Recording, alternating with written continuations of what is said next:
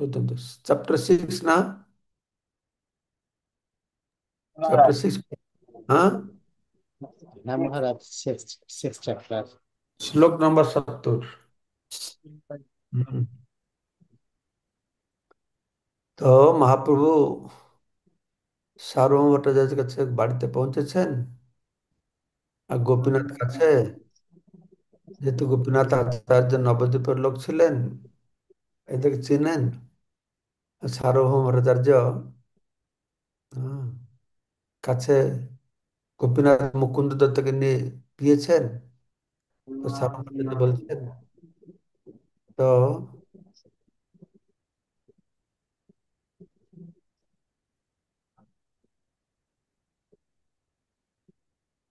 Meet গয়ে।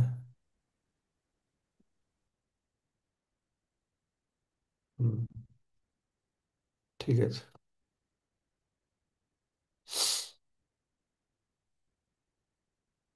হুম।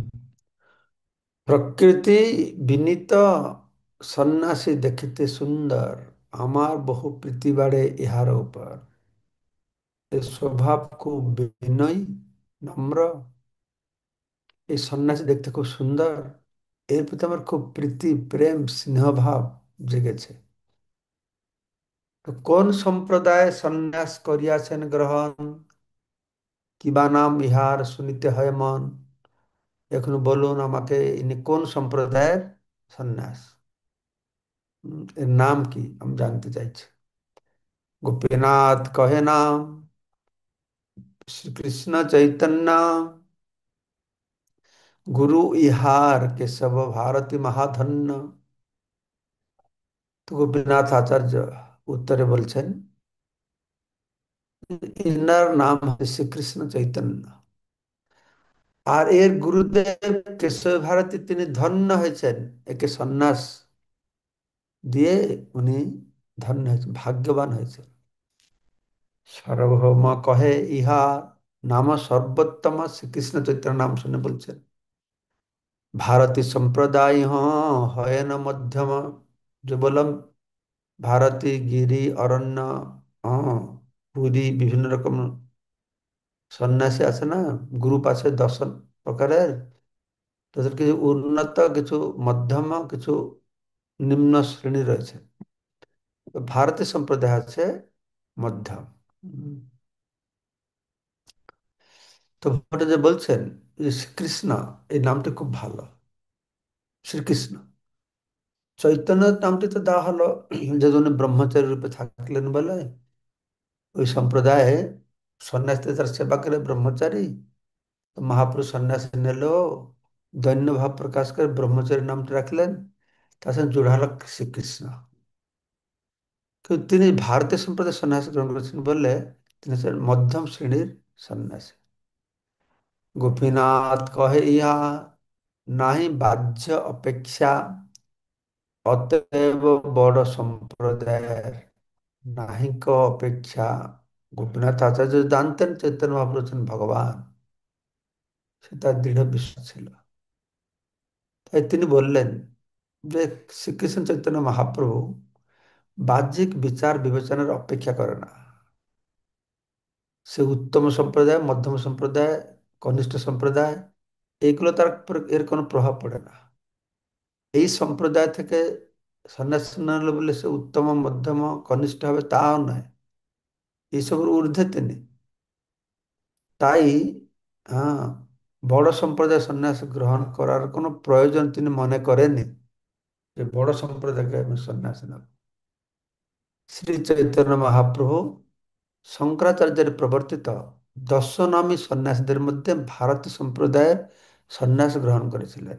মঙ্গল প্রভু, মঙ্গলময় প্রভু, আপনি চাইছিলেন এসব বিভিন্ন কি সম্প্রদায় রয়েছে, এখানে তাৎপর্য প্রভুপাতগুলো বর্ণনা করেছেন, নোট করে রাখবেন এগুলো সব, ঠিক আছে। তো শঙ্করাচার্য তার সন্ন্যাস শিষ্যদের নাম পরিবর্তন করেছিলেন। এই নাম 10টি, তাতে দর্শনামী সন্ন্যাস বলা হয়। তার মধ্যে তীর্থ আশ্রম সরস্বতী এর সর্বোচ্চ। এটা হাই হাই স্ট্যান্ডার্ড, যার হাই স্ট্যান্ডার্ড সন্ন্যাসী তীর্থ আশ্রম সরস্বতী। শ্রীঙ্গেরি মঠে সরস্বতী উত্তম, ভারতী মধ্যম আর পুরী কনিষ্ঠ, এই ত্রিবিধ সন্ন্যাসীর উপাধি রয়েছে। শঙ্কর ও শ্রী শঙ্কর সম্প্রদায়ের সন্ন্যাসীদের 10টি নামের ব্যাখ্যা রয়েছে। যিনি ত্রিবেণী সঙ্গমের তীর্থে তত্ত্বমসি প্রতি লক্ষণযুক্ত বাক্য অনুসারে তত্ত্বর অর্থ বুঝে স্নান করেন, তিনি তীর্থ নাম। ত্রিবেণী সঙ্গমে, প্রয়াগে হম তীর্থস্থান, তত্ত্বমসি, তত্ত্বম আসি, আমি সেই হই, অহং তত্ত্বমসি, তত্ত্বম আসি, তুমি সেই হও। তো অদ্বৈতবাদী তো, যারা এই প্রকার সন্ন্যাসী ত্রিবেণীতে থাকে, তীর্থ থাকে, তাই তাহলে তীর্থ। হুম, তাদের টাইটেল হলো তীর্থ। কিন্তু সন্ন্যাস আশ্রমে আগ্রহ বিশিষ্ট এরকম জাগ্রত, তিনি কোন রকম জড় সুখ সুবিধা অপেক্ষা করেন না, তিনি এইভাবে জরামৃত্যু আবর্ত থেকে মুক্ত হয়েছেন, তিনি আশ্রম নামে পরিচিত। আর কিছু সন্ন্যাসী তাদের টাইটেল হচ্ছে আশ্রম। তো তীর্থ হলো, আশ্রম হলো। আর যিনি মনোহর নির্জন স্থলে, স্থল বনে বাস করেন এবং আশাবন্ধন থেকে মুক্ত, তিনি হচ্ছেন বন, তার টাইটেল হলো বন।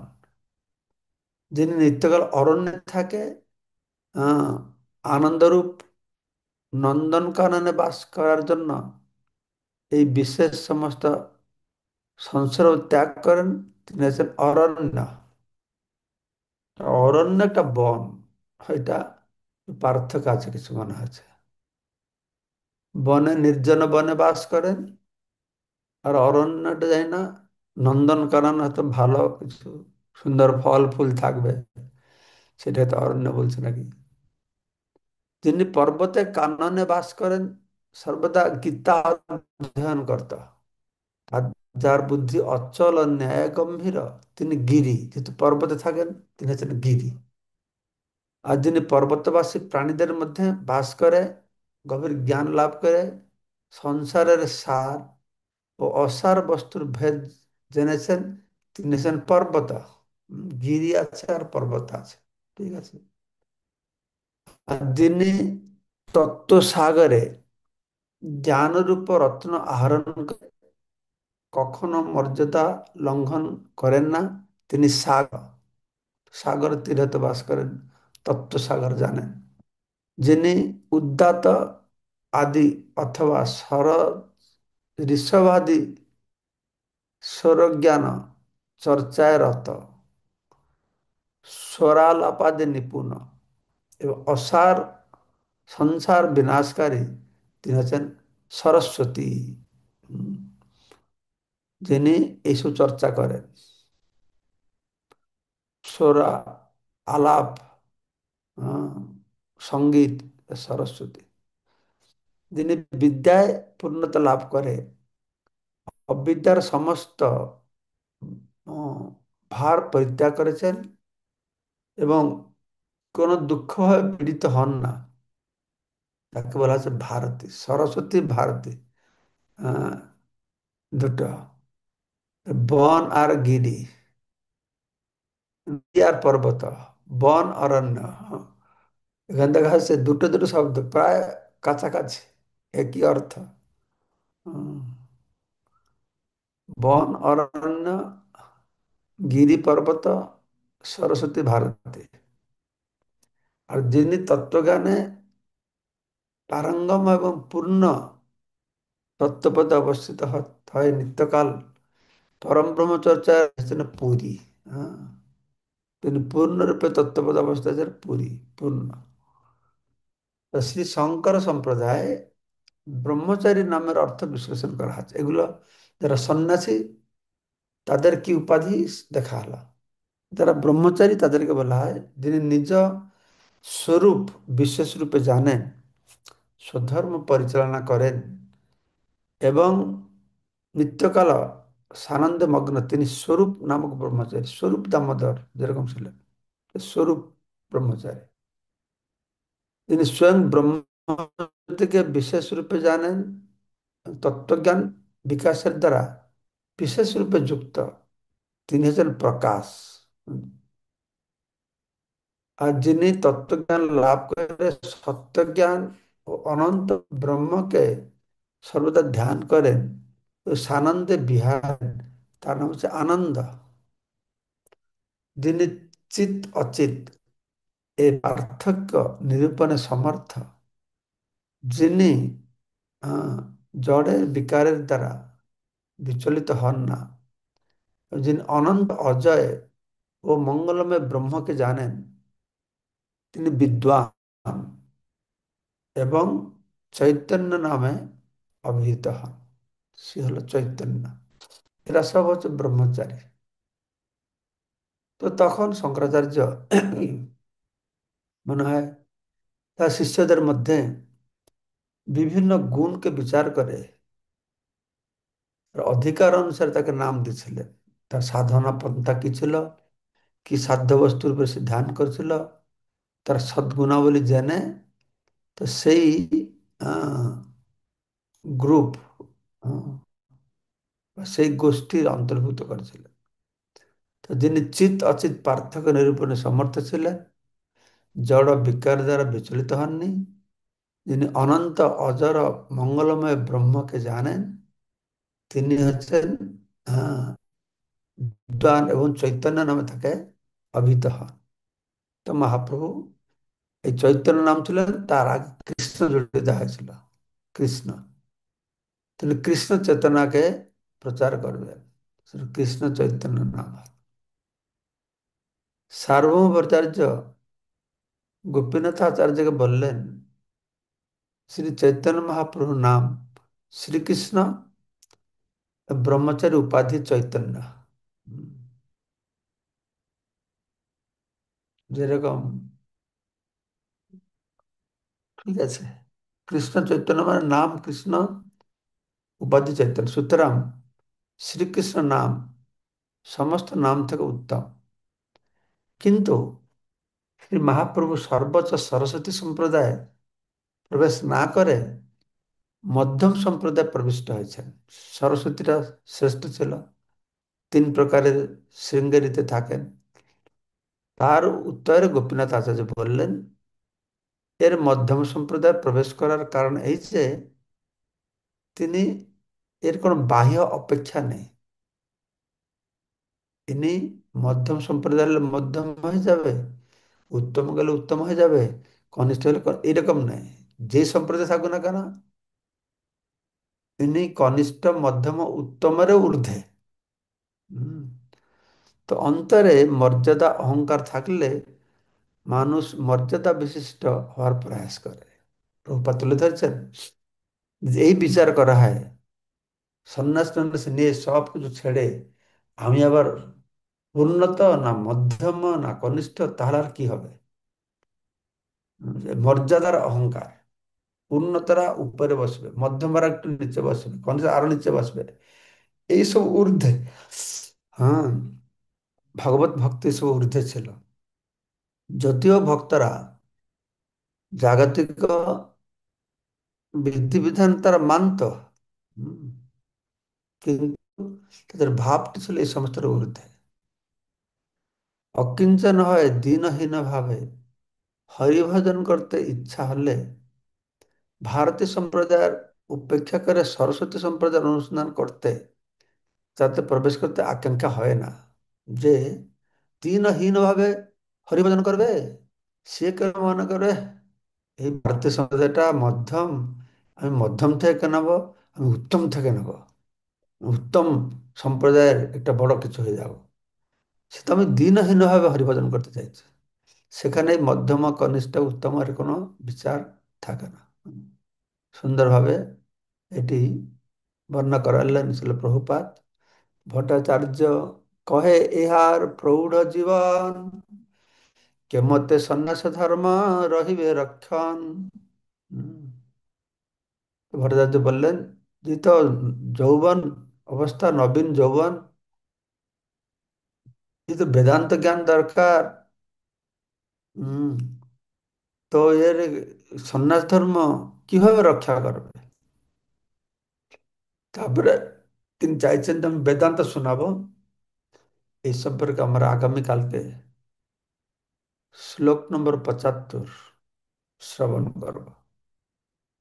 হরে কৃষ্ণ, হরে কৃষ্ণ, কৃষ্ণ কৃষ্ণ, হরে হরে, হরে রাম, রাম রাম রাম, হরে হরে। এইখানে রহিল গ্রন্থ অমৃতহরি, ভজন বলিয়া সবে বল হরি হরি। হরি বল। বলুন মঙ্গলময় প্রভু কি বলছে।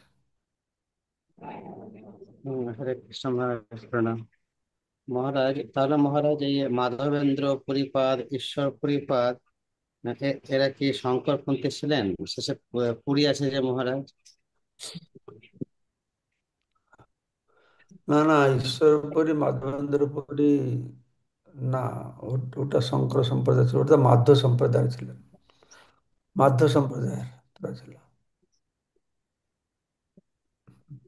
ব্রহ্ম মাধ্য গৌড়ী সম্প্রদায় হলো না। মাধবেন্দ্রের কাছ থেকে তো ওই প্রেম ভক্তি বিরহ ভাবটা প্রথম প্রকাশ পেল। তারপরে ঈশ্বরপুরী, তারপরে চৈতন্য মহাপ্রভু। হুম, হ্যাঁ, বিদ্যুৎ প্রভু।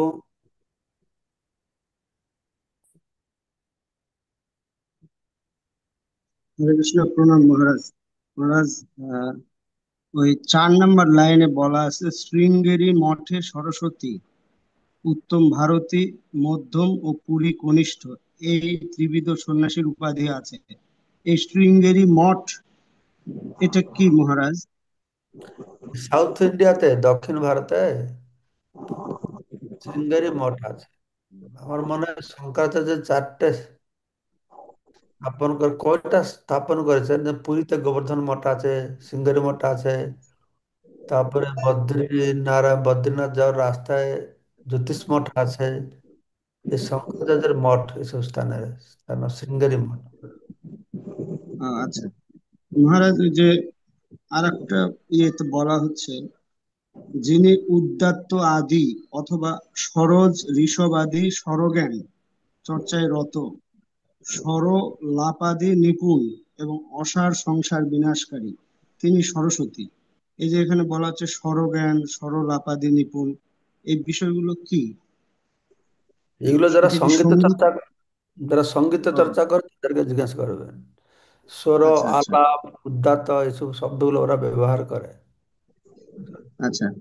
হুম। মহারাজ, আরেক জায়গায় বলা হচ্ছে শেষের দিকে, যে যখন উনি বললেন যে এটা মধ্যম, তখন গোপীনাথ আচার্য বললেন যে এর মধ্যম সম্প্রদায়ে প্রবেশ করার কারণ এই যে এর বাহ্যাপেক্ষা নেই। এই বাহ্যাপেক্ষা বলতে কি বোঝাচ্ছে মহারাজ? বাহ্য অপেক্ষা নাই মানে বাহিরের মধ্যম উত্তম অধম এসব অপেক্ষা করে না। ও, আচ্ছা আচ্ছা আচ্ছা। অপেক্ষা করে। এগুলো তো বাইরের জিনিস, উত্তম মধ্যম কনিষ্ঠ, এই তের সব ঊর্ধ্বে, এগুলো ও, আচ্ছা আচ্ছা, উপরে লাগে না। ঠিক আছে। হরে ব্রহ্মেশ কৃষ্ণ, প্রভু প্রণাম বলুন। মহারাজ। ব্রহ্মেশ প্রভু কি বলছেন?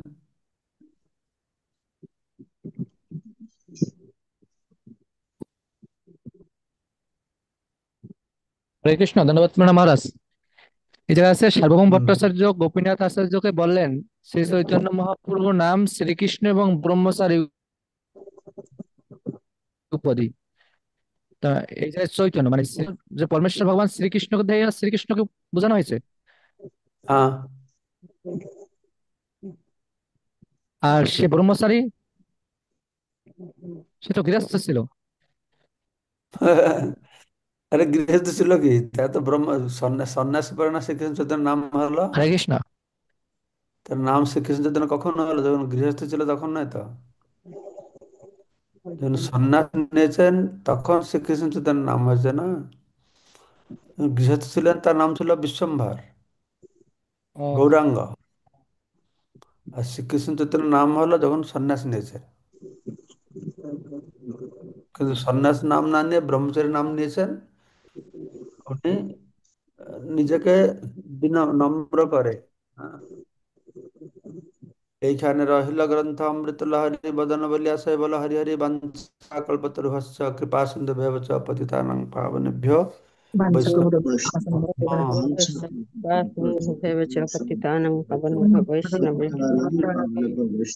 বৈষ্ণব দাস কি জয় শ্রী প্রভুপাদ কি